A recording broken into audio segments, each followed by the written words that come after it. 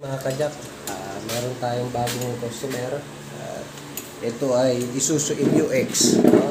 Mahina na siya humatak, low power. At ang gagawin po natin ay magbabaklas tayo ng EGR, lilinisan natin yan. So, samahan nyo kayo mga kajak. Ito natin kung paano natin baklasin yan at paano natin linisan.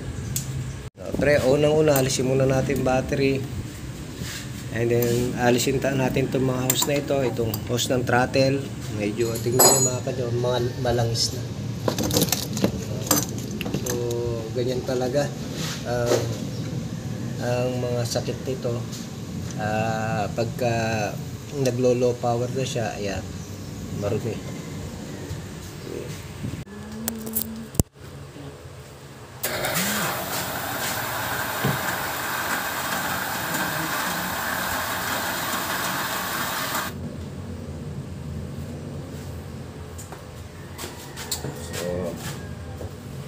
Ito yung EGR natin mga kajak. Kaya so nadukot na natin EGR ng Isuzu MU-X. Tapos palit rin tayo ng fuel filter. So magpapalit din tayo ng fuel filter. So ito sa atin, ito alisin lang natin mga kajak. Tapos ito mga kajak, wala yung ibang bracket kundi ito itataas lang. Ganyan lang mga kajak. Yo. Tapos tanggalin lang natin yung mga tornilyo o yung mga hose.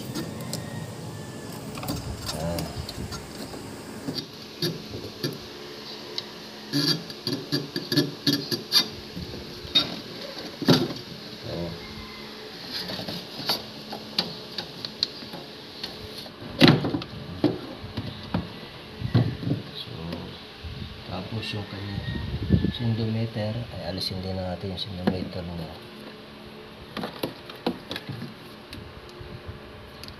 Yun. So, tatandaan natin kung saan tatapat mga kajak. Ayan. Tutulak lang natin. Pagka bubuksan natin ito, pa-counterclockwise. So,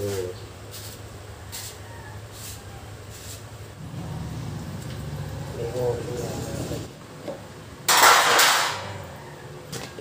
May o-ring kasi yan. So, titignan nyo kung saan nyo hinugot o nakaganyan para alam nyo ba mamaya yung position. And then, ito na yung ating filter.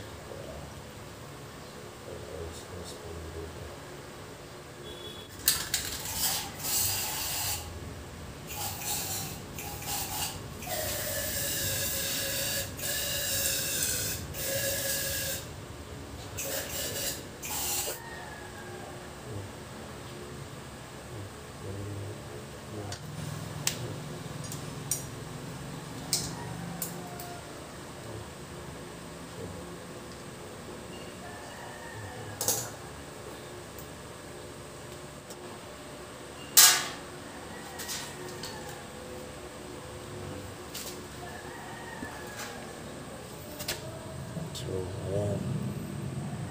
Yan. Natin.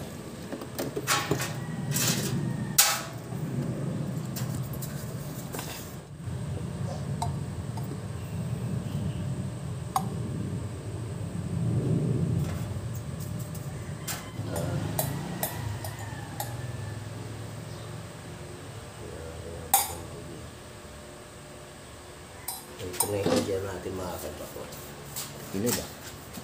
So, ito na yung ating EGR. Ang ganda na ng bounce ng ng bulb. Okay.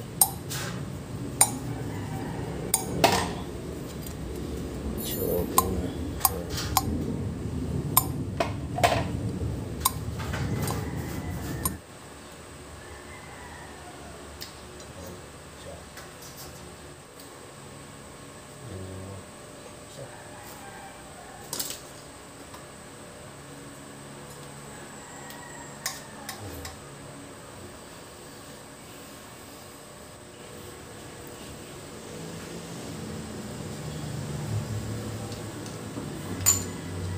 Okay.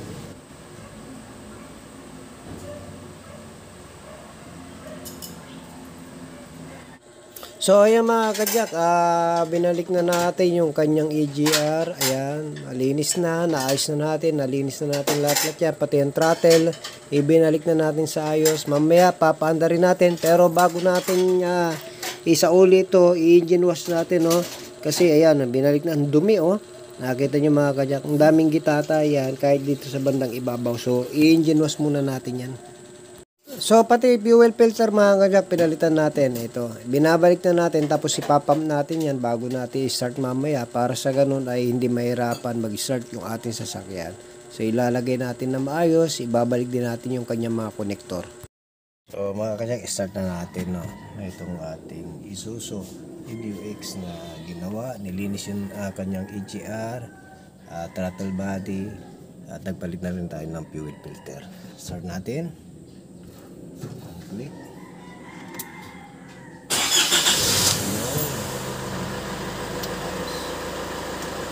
Click na. Pagkaramdaman natin mamaya yung takbo kung bitin pa rin. O mga kachak, after natin linisan yung kanyang EGR, ayan ang resulta. Pati yung makina, nilinisan na natin lahat. Ninangin nyo naman mga kachak, ang linis. Unlike kanina, grabe, nagigitata na yan kanina, no? Pero ngayon, napakalinis. Tapos ito pa mga kajak ko. Ayan. Ayan. Tignan nyo yung nangingitim na siya. Ayan. Normal yan sa mga chrome, no? Pero anyway, meron tayong pinapahid dyan. Timeless. Ayan. Timeless. Maraming compound lang yan mga kajak. Tanggal na yan uli, no? So tignan nyo mga kajak. Tignan nyo mga kajak, ha. Rarabing lang natin. Ayan. Ito yung mga kajak, oh.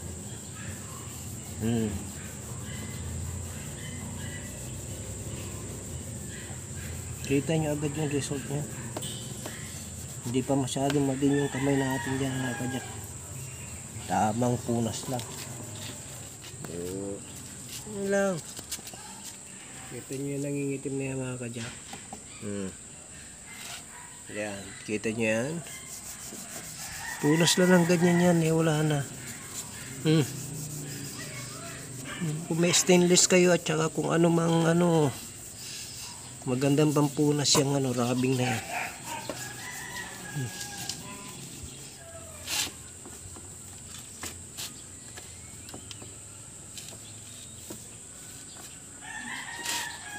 Yan na lang.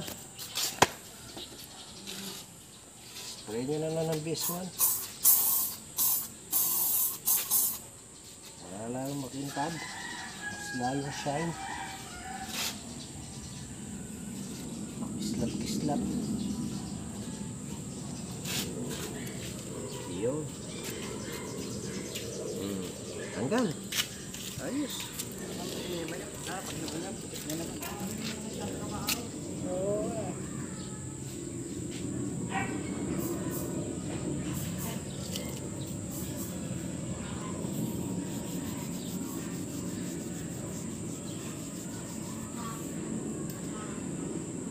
Meron din dyan.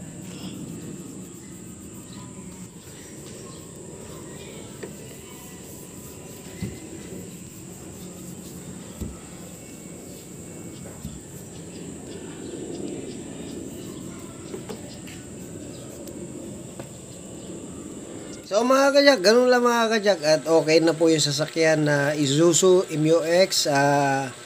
Nalinis natin yung EGR nya, throttle body nya, nagpalit tayo ng fuel filter. So far, napakaganda na ng hatak ng sasakyan. So anyway, sinama na rin natin, nag-detailing tayo ng kanyang makina at saka yung outer detailing, nilinis-linis natin mga marurumi, kaya okay na yung sasakyan. At sana muli na ibigan nyo ang ating mga video mga kajak. Pwede nyo rin gayahin yung mga ginawa natin. So tatandaan nyo lagi, Jack of all trades, Auto Care, the shop that cares for your car. God bless!